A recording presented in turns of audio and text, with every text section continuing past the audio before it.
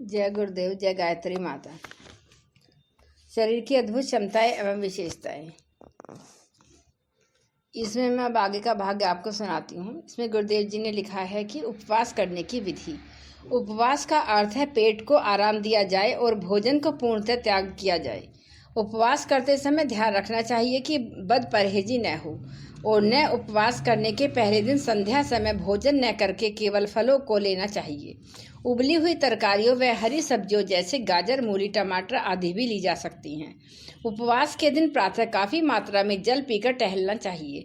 अगर आवश्यकता हो तो एनिमा भी लिया जा सकता है। दिन भर पानी पीना चाहिए।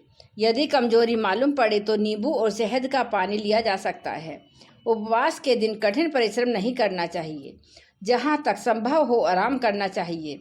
उपवास के दूसरे दिन हल्का एवं सुपाच्य भोजन करना चाहिए, जैसे फल, सादा भोजन, दूध, दलिया, खिचड़ी इत्यादि ली जा सकती है।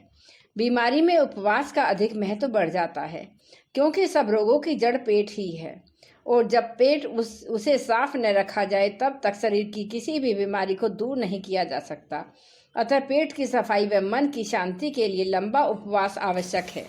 जैसे शरीर की नई स्फूर्ति सोने व विश्राम से मिलती है, उसी प्रकार आंतों को स्फूर्ति उपवास से मिलती है।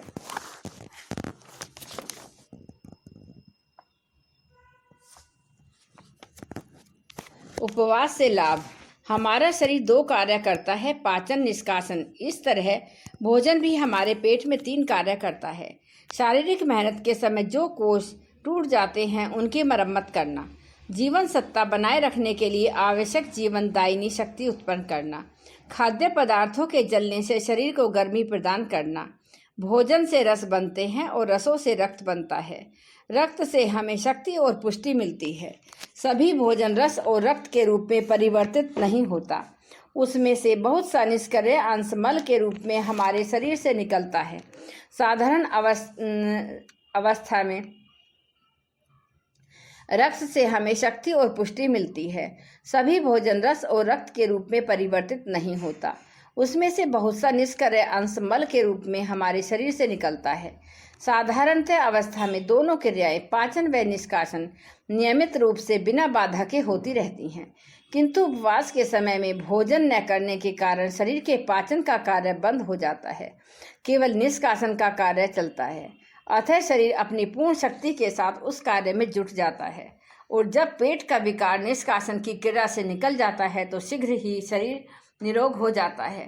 किसी भी रोग अथवा व्याधि के समय हमारी सारी शक्ति रोग से जूझने में लगी रहती है। ऐसे समय हमें स्वभावतः भोजन से अरुचि हो जाती है, मानो हमारी जठराग्नि यह सूचना दे रही है कि रसोई घर की मरम्मत की आवश्यकता है। मैं अपना कार्य भंडार में रखी हुई चीज़ों से चलाकर वह मरम्मत कर डालूंगी। दूसरे शब्दों में हमारी शारीरिक क्रिया में जहाँ किसी प्रकार का व्यतिक्रम होता है, हमारी भूख बंद हो जाती है और इस प्रकार वह उपवास के महत्व की घोषणा करती है। अस्तु, कड़ी भूख लगने की प्रतीक्षा में तो नित्य ही उपवास करना चाहिए। इसके अतिरिक्त सप्ताह में 1 दिन या आधे दिन उपवास करने की भी आदत डालनी चाहिए। इससे स्वास्थ्य सुधार में निश्चित रूप से सहायता मिलेगी। प्राकृतिक तौर पर कोष्ठबद्धता निवारण और पेट की सफाई के लिए उपवास भी एक बड़ा महत्वपूर्ण साधन है। 1 या 2 दिन उपवास रहने से यह देखा जाता है कि मुख में थूक आना, जी मिचलाना, चक्कर, अनिद्रा, मुंह से बाहर निकलने वाली सांस में बदबू आदि तीव्रता से उठने लगती है।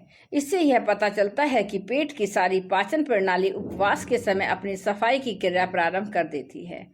इससे जमी हुई गंदगी उखड़ती है। यही दुर्गंध और सड़न ही मुंह, नाक, थूक आदि द्वारा बाहर निकलती है। शारीरिक स्वास्थ्य की दृष्टि से उपवास का महत्व इसलिए अधिक है।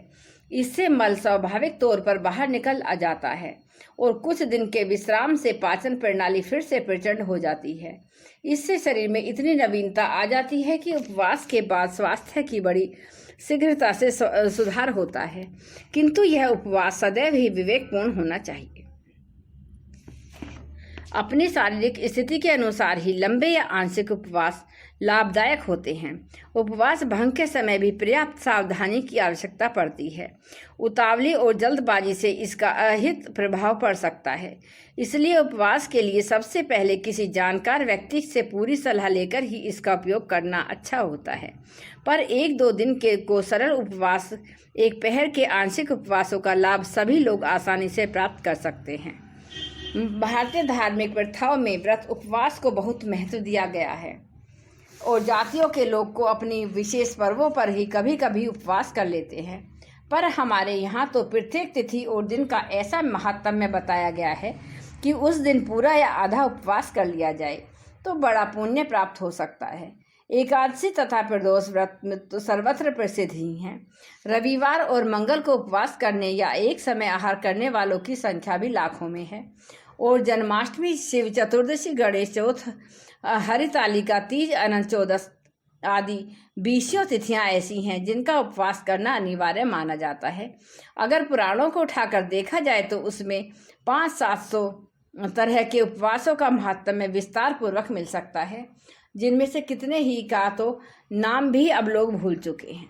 हमारे पूर्वजों द्वारा व्रत उपवासों को इतना महत्व देने का कारण केवल उनका धर्म तथा पुण्य का दृष्टिकोण ही न था, वरन वे जानते थे कि शारीरिक और मानसिक विकास के लिए भी व्रत उपवास एक अत्यंत प्रभावशाली उपाय है।